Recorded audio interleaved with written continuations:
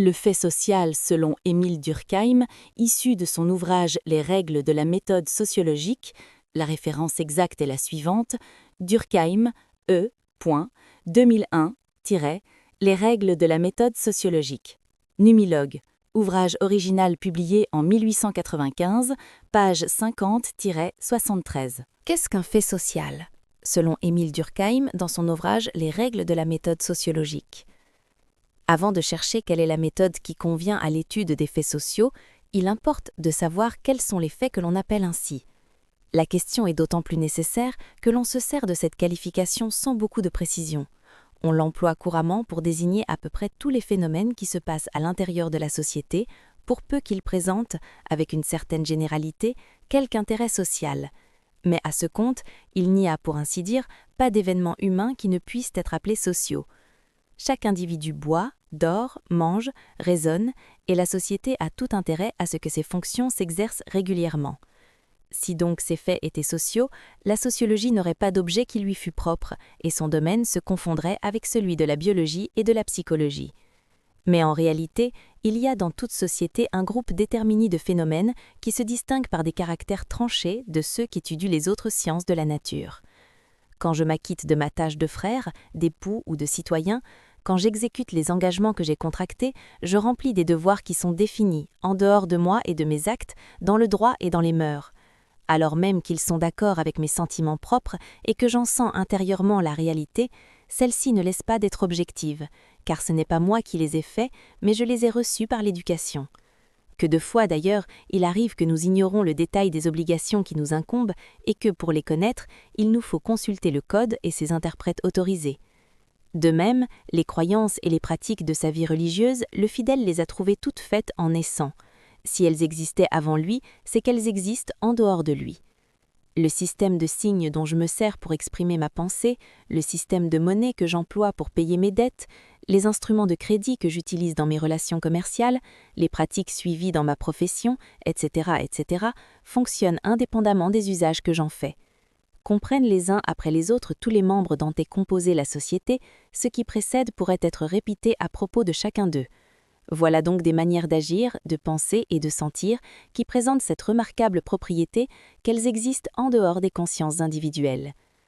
Non seulement ces types de conduite ou de pensée sont extérieurs à l'individu, mais ils sont doués d'une puissance impérative et coercitive en vertu de laquelle ils s'imposent à lui, qu'il le veuille ou non. Sans doute, quand je m'y conforme de mon plein gré, cette coercition ne se fait pas ou se fait peu sentir, étant inutile. Mais elle n'en est pas moins un caractère intrinsèque de ces faits, et la preuve, c'est qu'elle s'affirme dès que je tente de résister. Si j'essaye de violer les règles du droit, elles réagissent contre moi, de manière à empêcher mon acte, s'il en est temps, ou à l'annuler et à le rétablir sous sa forme normale s'il est accompli et réparable, ou à me le faire expier s'il ne peut être réparé autrement. S'agit-il de maximes purement morales, la conscience publique contient tout acte qui les offense par la surveillance qu'elle exerce sur la conduite des citoyens et les peines spéciales dont elle dispose. Dans d'autres cas, la contrainte est moins violente, elle ne laisse pas d'exister. Si je ne me soumets pas aux conventions du monde, si, en m'habillant, je ne tiens aucun compte des usages suivis dans mon pays et dans ma classe, le rire que je provoque, l'éloignement où l'on me tient, produisent, quoique d'une manière plus atténuée, les mêmes effets qu'une peine proprement dite. Ailleurs, la contrainte, pour n'être qu'indirecte, n'en est pas moins efficace. Je ne suis pas obligé de parler français avec mes compatriotes, ni d'employer les monnaies légales, mais il est impossible que je fasse autrement. Si j'essayais d'échapper à cette nécessité, mon tentative échouerait misérablement. Industriel, rien ne m'interdit de travailler avec des procédés et des méthodes de l'autre siècle, mais si je le fais, je me ruinerai à coup sûr. Alors même que, en fait, je puis m'affranchir de ces règles et les violer avec succès, ce n'est jamais sans être obligé de lutter contre elles. Quand même elles sont finalement vaincues, elles font suffisamment sentir leur puissance contraignante par la résistance qu'elles opposent. Il n'y a pas d'innovateur, même heureux, dont les entreprises ne viennent se heurter à des oppositions de ce genre. Voilà donc un ordre de faits qui présente des caractères très spéciaux. Il consiste en des manières d'agir, de penser et de sentir extérieures à l'individu et qui sont douées d'un pouvoir de coercition en vertu duquel ils s'imposent à lui. Par suite, ils ne sauraient se confondre avec les phénomènes organiques, puisqu'ils consistent en représentation et en action. ni avec les phénomènes psychiques, lesquels n'ont d'existence que dans la conscience individuelle et par elle. Ils constituent donc une espèce nouvelle et c'est à eux que doit être donnée et réservée la qualification de sociaux. Elle leur convient, car il est clair que n'ayant pas l'individu pour substrat, ils ne peuvent en avoir d'autre que la société, soit la société politique dans son intégralité, soit quelqu'un des groupes partiels qu'elle renferme, confession religieuse, école politique, littéraire, corporation professionnelle, etc. D'autre part, c'est à eux seuls qu'elle convient, car le mode social n'a de sens défini qu'à condition de désigner uniquement des phénomènes qui ne rentrent dans aucune des catégories de faits déjà constitués et dénommés. Ils sont donc le domaine propre de la sociologie. Il est vrai que ce mode contrainte, par lequel nous les définissons, risque d'effaroucher les zélés partisans d'un individualisme absolu. Comme ils professent que l'individu est parfaitement autonome, il leur semble qu'on le diminue toutes les fois qu'on lui fait sentir qu'il ne dépend pas seulement de lui-même. Mais puisqu'il est aujourd'hui incontestable que la plupart de nos idées et de nos tendances ne sont pas élaborées par nous, mais nous viennent du dehors, elles ne peuvent pénétrer en nous qu'en s'imposant. C'est tout ce que signifie notre définition. On sait d'ailleurs que toute contrainte sociale n'est pas nécessairement exclusive de la personnalité individuelle. Cependant, comme les exemples que nous venons de citer, règles juridiques, morales, dogmes religieux, systèmes financiers, etc., consistent tous en croyances et en pratiques constituées, on pourrait, d'après ce qui précède, croire qu'il n'y a de fait social que là où il y a organisation définie. Mais il est d'autres faits qui, sans présenter ces formes cristallisées, ont et la même objectivité et le même ascendant sur l'individu. C'est ce qu'on appelle les courants sociaux. Ainsi, dans une assemblée, les grands mouvements d'enthousiasme, d'indignation, de pitié qui se produisent n'ont pour lieu d'origine aucune conscience particulière. Ils viennent à chacun de nous du dehors et sont susceptibles de nous entraîner malgré nous. Sans doute, il peut se faire que, m'y abandonnant sans réserve, je ne sente pas la pression qu'ils exercent sur moi, mais elle s'accuse dès que j'essaie de lutter contre eux. Qu'un individu tente de s'opposer à l'une de ces manifestations collectives et les sentiments qu'il nie se retournent contre lui. Or, si cette puissance de coercition externe s'affirme avec cette netteté dans les cas de résistance, c'est qu'elle existe, quoique inconsciente, dans les cas contraires. Nous sommes alors dupes d'une illusion qui nous fait croire que nous avons élaboré nous-mêmes ce qui s'est imposé à nous du dehors.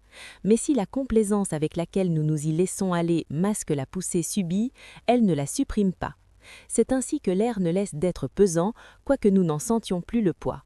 Alors même que nous avons spontanément collaboré, pour notre part, à l'émotion commune, l'impression que nous avons ressentie est tout autre que celle que nous eussions éprouvée si nous avions été seuls.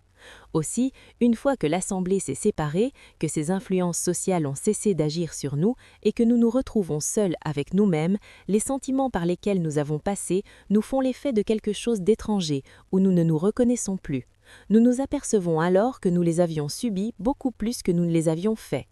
Il arrive même qu'ils nous font horreur, tant ils étaient contraires à notre nature. C'est ainsi que des individus parfaitement inoffensifs, pour la plupart, peuvent, réunis en foule, se laisser entraîner à des actes d'atrocité. Or, ce que nous disons de ces explosions passagères s'applique identiquement à ces mouvements d'opinion plus durables qui se produisent sans cesse autour de nous, soit dans toute l'étendue de la société, soit dans des cercles plus restreints, sur les matières religieuses, politiques, littéraires, artistiques, etc. On peut d'ailleurs confirmer par une expérience caractéristique cette définition du fait social. Il suffit d'observer la manière dont sont élevés les enfants. Quand on regarde les faits tels qu'ils sont et tels qu'ils ont toujours été, il saute aux yeux que toute éducation consiste en un effort continu pour imposer à l'enfant des manières de voir, de sentir et d'agir auxquelles il ne serait pas arrivé spontanément. Dès les premiers temps de sa vie, nous le contraignons à manger, à boire, à dormir à des heures régulières. Nous le contraignons à la propreté, au calme, à l'obéissance. Plus tard, nous le contraignons pour qu'il apprenne à tirer compte d'autrui, à respecter les usages, les convenances. Nous le contraignons au travail, etc. Si avec le temps cette contrainte ne cesse d'être sentie, c'est qu'elle donne peu à peu naissance à des habitudes, à des tendances internes qui la rendent inutile, mais qui ne la remplacent pas que parce qu'elles en dérivent. Il est vrai que d'après M. Spencer, une éducation rationnelle devrait réprouver de tels procédés et laisser faire l'enfant en toute liberté. Mais comme cette théorie pédagogique n'a jamais été pratiquée par aucun peuple connu, elle ne constitue qu'un désidératum personnel, non un fait qui puisse être opposé au fait qui précède. Or, ce qui rend ces faits derniers particulièrement instructifs, c'est que l'éducation a justement pour objet de faire l'être social. On y peut voir donc comme en raccourci de quelle manière cet être s'est constitué dans l'histoire. Cette pression de tous les instants que subit l'enfant, c'est la pression même du milieu social qui tente à le façonner à son image, et dont les parents et les maîtres ne sont que les représentants et les intermédiaires. Ainsi, ce n'est pas leur généralité qui peut servir à caractériser les phénomènes sociologiques. Une pensée qui se retrouve dans toutes les consciences particulières, un mouvement que répètent tous les individus, ne sont pas pour cela des faits sociaux. Si l'on s'est contenté de ce caractère pour les définir, c'est qu'on les a confondus, à tort, avec ce qu'on pourrait appeler leurs incarnations individuelles. Ce qui les constitue, ce sont les croyances, les tendances, les pratiques du groupe pris collectivement. Quant aux formes que revêtent les états collectifs en se réfractant chez les individus, ce sont choses d'une autre espèce. Ce qui démontre catégoriquement cette dualité de nature, c'est que ces deux ordres de faits se présentent souvent à l'état dissocié. En effet, certaines de ces manières d'agir ou de penser acquièrent par suite de la répétition une sorte de consistance qui les précipite, pour ainsi dire, et les isole des événements particuliers qui les reflètent. Elles prennent ainsi un corps, une forme sensible qui leur est propre et constituent une réalité sui generis très distincte des faits individuels qui la manifestent. L'habitude collective n'existe pas seulement à l'état d'immanence dans les actes successifs qu'elle détermine, mais par un privilège dont nous ne trouvons pas d'exemple dans le règne biologique, elle s'exprime une fois pour toutes dans une formule qui se répète de bouche en bouche, qui se transmet par l'éducation, qui se fixe même par écrit. Telles sont l'origine et la nature des règles juridiques, morales, des aphorismes et des dictons populaires, des articles de foi où les sectes religieuses ou politiques condensent leurs croyances, des codes de goût que dressent les écoles littéraires, etc. Aucune d'elles ne se retrouve tout entière dans les applications qui en sont faites par les particuliers, puisqu'elles peuvent même être sans être actuellement appliquées. Sans doute, ces dissociations ne se présentent pas toujours avec la même netteté, mais il suffit qu'elle existe d'une manière incontestable dans les cas importants et nombreux que nous venons de rappeler pour prouver que le fait social est distinct de ses répercussions individuelles. D'ailleurs, alors même qu'elle n'est pas immédiatement donnée à l'observation, on peut souvent la réaliser à l'aide de certains artifices de méthode. Il est même indispensable de procéder à cette opération si l'on veut dégager le fait social de tout alliage pour l'observer à l'état de pureté. Ainsi, il y a certains courants d'opinion qui nous poussent avec une intensité inégale, suivant les temps et les pays, l'un au mariage par exemple, un autre au suicide ou à une natalité plus ou moins forte, etc. Ce sont évidemment des faits sociaux. Au premier abord, ils semblent inséparables des formes qu'ils prennent dans les cas particuliers, mais la statistique nous fournit le moyen de les isoler. Ils sont en effet figurés, non sans exactitude, par le taux de la natalité, de la nuptialité, des suicides, c'est-à-dire par le nombre que l'on obtient en divisant le total moyen annuel des mariages, des naissances, des morts volontaires, par celui des hommes en âge de se marier, de procréer, de se suicider. Car comme chacun de ces chiffres comprend tous les cas particuliers indistinctement, les circonstances individuelles qui peuvent avoir quelque part dans la production du phénomène s'y neutralisent mutuellement et par suite ne contribuent pas à le déterminer. Ce qu'il exprime, c'est un certain état de l'âme collective. Voilà ce que sont les phénomènes sociaux, débarrassés de tout élément étranger. Quant à leurs manifestations privées, elles ont bien quelque chose de social, puisqu'elles reproduisent en partie un modèle collectif. Mais chacune d'elles dépend aussi, et pour une large part, de la constitution organo-psychique de l'individu, des circonstances particulières dans lesquelles il est placé.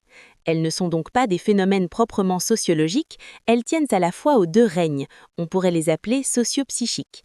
Elles intéressent le sociologue sans constituer la matière immédiate de la sociologie. On trouve de même à l'intérieur de l'organisme des phénomènes de nature mixte qu'étudient des sciences mixtes, comme la chimie biologique. Mais, dira-t-on, un phénomène ne peut être collectif que s'il est commun à tous les membres de la société, ou tout au moins à la plupart d'entre eux. Partant, s'il est général. Sans doute, mais s'il est général, c'est parce qu'il est collectif, c'est-à-dire plus ou moins obligatoire, bien loin qu'il soit collectif parce qu'il est général. C'est un état du groupe qui se répète chez les individus parce qu'il s'impose à eux. Il est dans chaque partie parce qu'il est dans le tout, loin qu'il soit dans le tout parce qu'il est dans les parties. C'est ce qui est surtout évident de ces croyances et de ces pratiques qui nous sont transmises toutes faites par les générations antérieures. Nous les recevons et les adoptons parce que, étant à la fois une œuvre collective et une œuvre séculaire, elles sont investies d'une particulière autorité que l'éducation nous a appris à reconnaître et à respecter. Or, il est à noter que l'immense majorité des phénomènes sociaux nous vient par cette voie. Mais alors même que le fait social est dû en partie à notre collaboration directe, il n'est pas d'une autre nature. Un sentiment collectif qui éclate dans une assemblée n'exprime pas simplement ce qu'il y avait de commun entre tous les sentiments individuels. Il est quelque chose de tout autre, comme nous l'avons montré. Il est une résultante de la vie commune, un produit des actions et des réactions qui s'engagent entre les consciences individuelles, et s'il retentit dans chacune d'elles, c'est en vertu de l'énergie spéciale qu'il doit précisément à son origine collective. Si tous les cœurs vibrent à l'unisson, ce n'est pas par suite d'une concordance spontanée et préétablie. C'est qu'une même force les meut dans le même sens. Chacun est entraîné par tous. Nous arrivons donc à nous représenter d'une manière précise le domaine de la sociologie. Il ne comprend qu'un groupe déterminé de phénomènes. Un fait social se reconnaît au pouvoir de coercition externe qu'il exerce ou est susceptible d'exercer sur les individus. Et la présence de ce pouvoir se reconnaît à son tour soit à l'existence de quelques sanctions déterminées, soit à la résistance que le fait oppose à toute entreprise individuelle qui tente à lui faire violence. Cependant, on peut le définir aussi par la diffusion qu'il présente à l'intérieur du groupe, pourvu que, suivant les remarques précédentes, on ait soin d'ajouter comme seconde et essentielle caractéristique qu'il existe indépendamment des formes individuelles qu'il prend en se diffusant. Ce dernier critère est même, dans certains cas, plus facile à appliquer que le précédent. En effet, la contrainte est aisée à constater quand elle se traduit au dehors par quelques réactions directes de la société, comme c'est le cas pour le droit, la morale, les croyances, les usages, les modes même. Mais quand elle n'est qu'indirecte, comme celle qu'exerce une organisation économique, elle ne se laisse pas toujours aussi bien apercevoir. La généralité combinée avec l'objectivité peuvent alors être plus faciles à établir. D'ailleurs, cette seconde définition n'est qu'une autre forme de la première, car si une manière de se conduire qui existe extérieurement aux consciences individuelles se généralise, ce ne peut être qu'en s'imposant.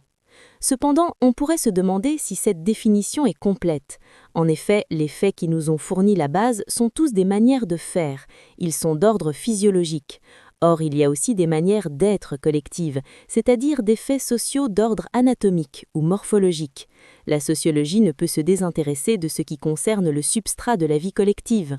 Pourtant, le nombre et la nature des parties élémentaires dont est composée la société, la manière dont elles sont disposées, le degré de coalescence où elles sont parvenues, la distribution de la population sur la surface du territoire, le nombre et la nature des voies de communication, la forme des habitations, etc., ne paraissent pas, à un premier examen, pouvoir se ramener à des façons d'agir ou de sentir ou de penser. Mais tout d'abord, ces divers phénomènes présentent la même caractéristique qui nous a servi à définir les autres. Ces manières d'être s'imposent à l'individu tout comme les manières de faire dont nous avons parlé.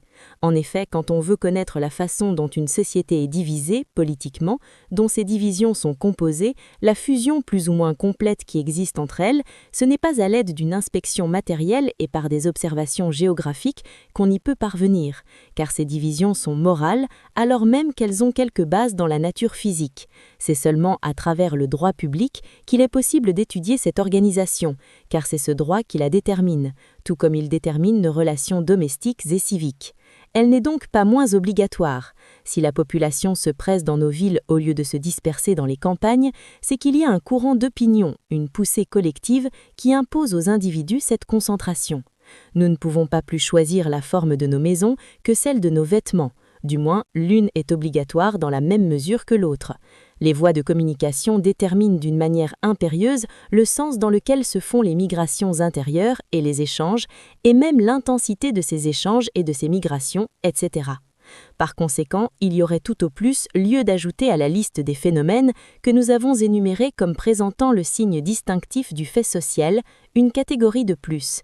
Et comme cette énumération n'avait rien de rigoureusement exhaustif, l'addition ne serait pas indispensable. Mais elle n'est même pas utile, car ces manières d'être ne sont que des manières de faire consolidées.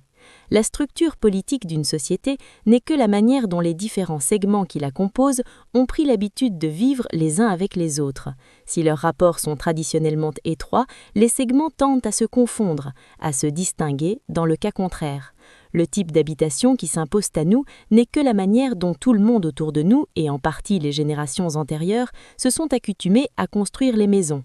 Les voies de communication ne sont que le lit que s'est creusé à lui-même en coulant dans le même sens le courant régulier des échanges et des migrations, etc. Cependant, si les phénomènes d'ordre morphologique étaient les seuls à présenter cette fixité, on pourrait croire qu'ils constituent une espèce à part. Mais une règle juridique est un arrangement non moins permanent qu'un type d'architecture, et pourtant c'est un fait physiologique. Une simple maxime morale est assurément plus malléable, mais elle a des formes bien plus rigides qu'un simple usage professionnel ou qu'une mode. Il y a ainsi toute une gamme de nuances qui, sans solution de continuité, rattachent les faits de structure les plus caractérisés à ces libres courants de la vie sociale qui ne sont encore pris dans aucun moule défini. C'est donc qu'il n'y a entre eux que des différences dans le degré de consolidation qu'ils présentent.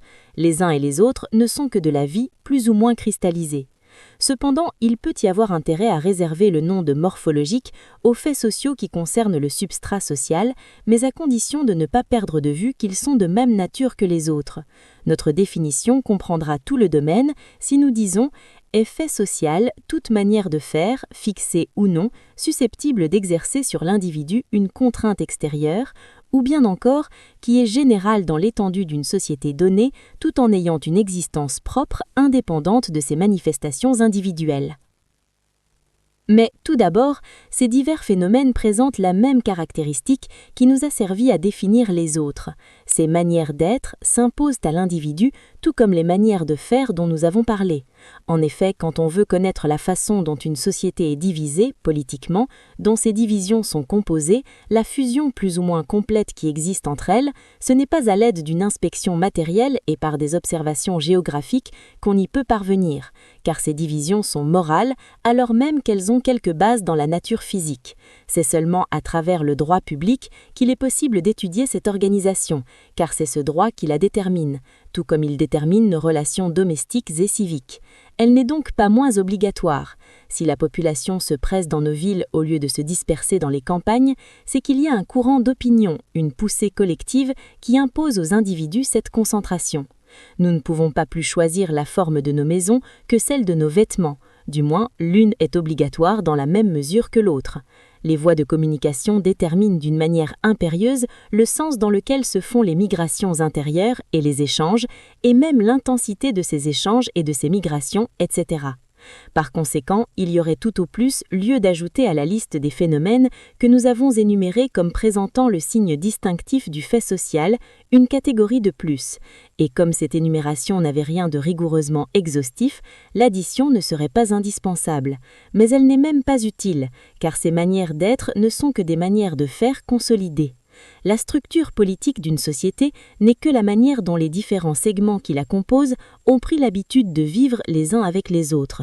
Si leurs rapports sont traditionnellement étroits, les segments tendent à se confondre, à se distinguer dans le cas contraire.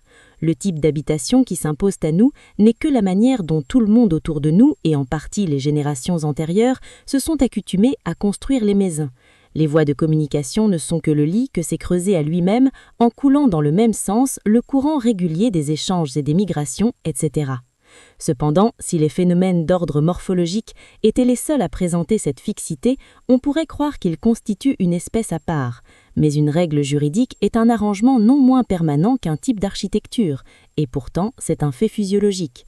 Une simple maxime morale est assurément plus malléable, mais elle a des formes bien plus rigides qu'un simple usage professionnel ou qu'une mode.